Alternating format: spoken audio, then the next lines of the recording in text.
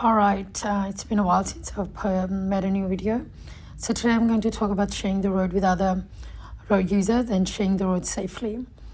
We share the road with many different cars, vehicles, as well as the pedestrians. So as a driver, we need to share the road safely. So the other drivers are the cars, the vans, the trucks, buses and trams.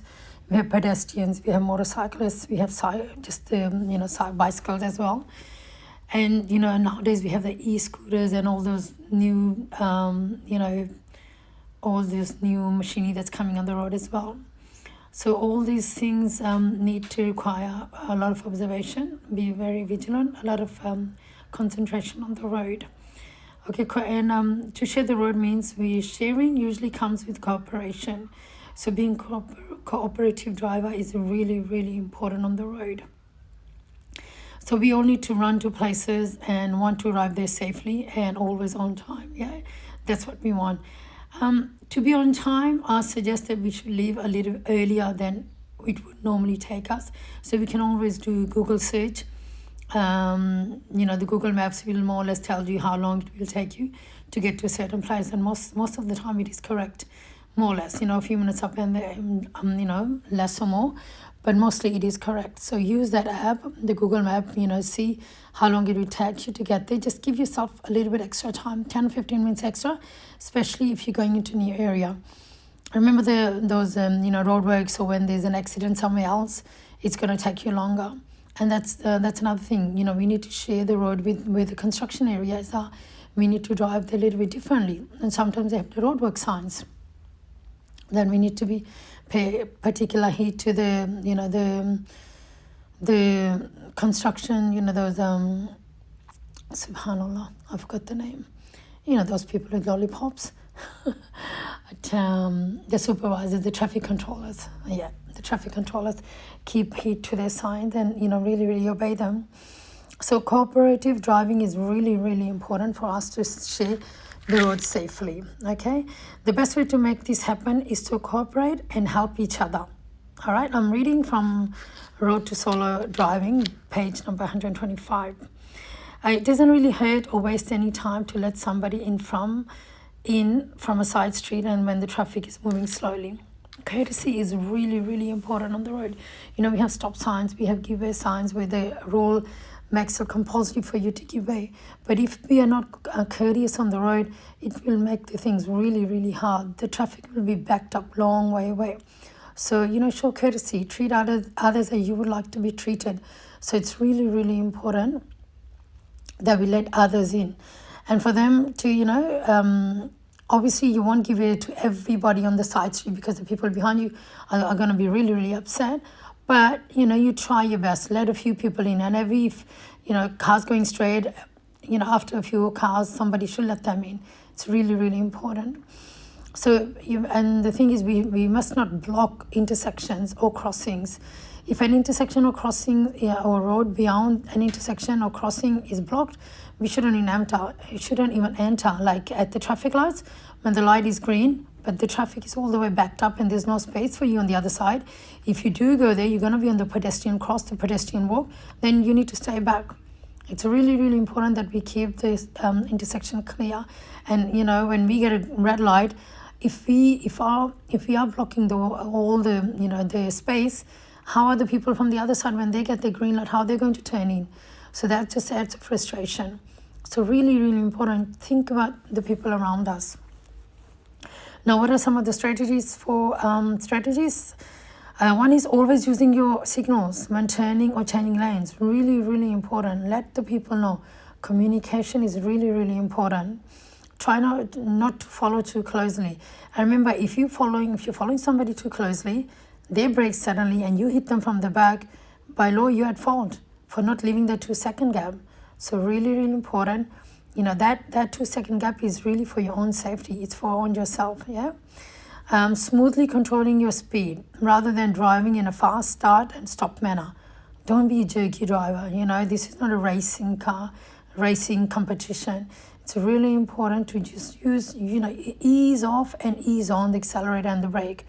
Like a smooth driving. Don't be a bunny hopper all the time. Bunny hopping we did when we were learning the first lesson. not after that, okay? Changing lanes correctly, don't just, jump in, scare, people.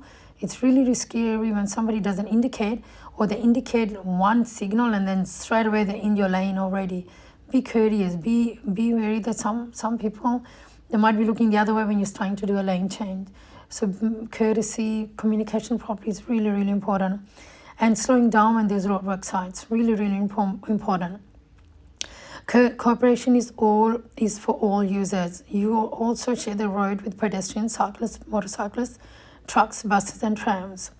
There are times and places when cooperation is essential. These include places where two lanes have to merge, left lane ends, extra lanes exist just before or after intersections, overtaking lanes or divided roads, tram stops where tram passenger unexpectedly alights from the tram and sometimes after other patrons have already gotten off.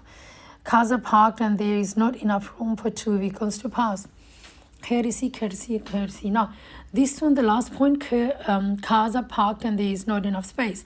I usually tell my clients, my learners, when you see a car approaching from the other side, and both of you have a parked car on both sides, so either one of you can has a space enough opportunity to give way. So I usually tell them, don't wait for the other person. Just move slightly to the left, indicate left so the oncoming traffic understand you're giving way, and let them go. Okay? And if however you see the other person initiating, giving you space, then don't stop. Just keep going, because that's going to make confuse the other person. Really, really important. But as the learners, I tell them, never expect the other vehicle to give way. They don't need to. All right. So you take charge of your life. You initiate, and hopefully they say thank you, wave their hand, or give you some sort of indication. And when someone also is giving way to you and they're stopping on the other side, sometimes they give you the high beam, that flashlight that's telling you you can come in first. So really important, when you see that, take the chance and keep the traffic moving. Don't just stop unnecessarily. So cooperative driving helps you to be a green driver. That's another plus point. There's connection between your driving style and the impact your driving has on the environment. Drive smoothly and avoid fast start and stop driving. You will save fuel, pollute less, and save money as well. Even better, leave the car at home. That's what I'm teaching you to drive. But always, if you think about the environment, ride your bike or use public transport, or run the mile if you can. Okay. Another thing, if you are stopping and starting really quickly, it's very jerky, right? And the person, your other people in the car, I don't think they'll be too happy about it. So the smooth driving is really, really good, and it helps all the other drivers. It just makes everything run nicely and smoothly. There's less anger, emotions on the road like that. Okay. Sharing the road with other motorcyclists, keeping your cool when driving, really, really important. Road. So this is page 126 of the Road to Solo Driving. And the reason I'm reading in my video is I know most of my clients haven't read all the pages as they should, and this is something really, really important. It comes in the rules and responsibilities. So that's the reason why I'm reading. At least, hopefully somebody will, when watching the video, they will pay heed to these things. Keeping your cool when driving. Road rage or aggressive driving is dangerous. It involves people losing their cool, perhaps in response to a mistake or action of another driver. You can avoid road rage easily. The fundamental rule is do not retaliate. It's never worth it. I hope all the politicians in the world are listening to this as well. Yeah. With all the things that are happening. So really, really important. Really, really basic human. It's a human value. We don't need to retaliate. We don't need to be intikam or take revenge. Sometimes giving up that, controlling your anger at that time is really, really important. It will save the world so many problems that we are in right now. So if you're making a mistake when driving, acknowledge it. Put your hand up. Say sorry. Yeah, I remember a long time ago when I was learning. And my dad even remembers it now, that I sort of cut someone off on a airplane, and that person made me know what I did wrong, because we were driving straight. He sped up, came beside me, and did what people do, show me that he was really, really upset. I still remember that. But those people are being nice to you, acknowledge them. Keep your cool, or keep your distance. Really, really important. And keep your distance. Don't take the mistakes of other drivers personally. Remember, it's a mistake, not a personal attack. Very important, okay? A few months ago, we were on, main road, 80 speed limit, and the person behind our car had the high beam on. So my husband, he gave him, hazard light just to warn him to, lower his headlights.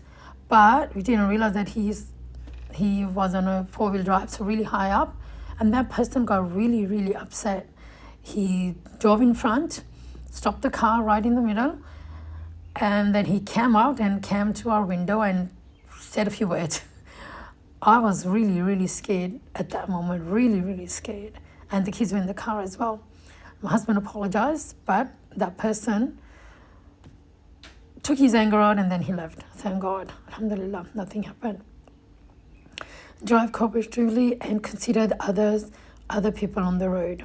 Okay, sharing the road with other motorcyclists as well. And really, really important again and again to check your indicators, yeah? When you put them on and when you don't need them, please turn them off, okay?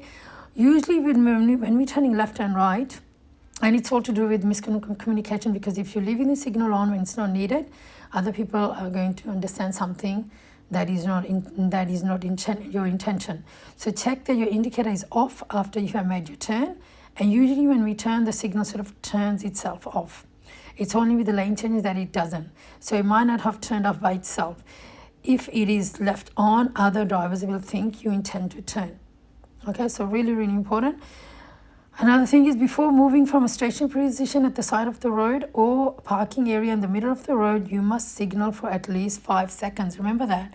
So remember when especially my learners, or the way I teach my learners, is when you are pulling out, the signal has to remain on for enough time for the people to see it. So more or less, it's like check the internal mirror. Remember, Allahu Akbar, the side mirror, indicate. Then you wait 1, 2, 3. After that, number 4, you do the head check or salam to the right. Number 5, you look at the front again in case things have changed. And after that, you should move out. Okay, really, really important. So I will be talking about, you will learn in the area that you live in, and most of my clients are in the area where there's no tram.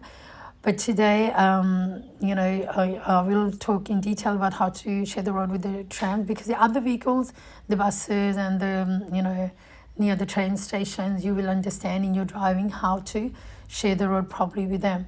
But most of you will not be driving where the trams are, and you will be scared if you haven't been there before how to drive with the trams, yeah, and especially when the trams are approaching tram stops, and there are people on the footpath waiting to hail the tram. If you're in the city or in a city area, you have the super stops, where the stops are specially made in the middle of the road. But most of the residential areas where the trams run, there's no super stops, so they're just waiting on the footpath and they hail the trams. So that is really important to understand how to drive with trams. So I will talk about that a little bit more. Actually, I will talk about sharing the road with the tram in a different video, because this one's going to be too long. So I'll have a listen to this one, and I will make another video just for the sharing the road with the tram. All right, take care.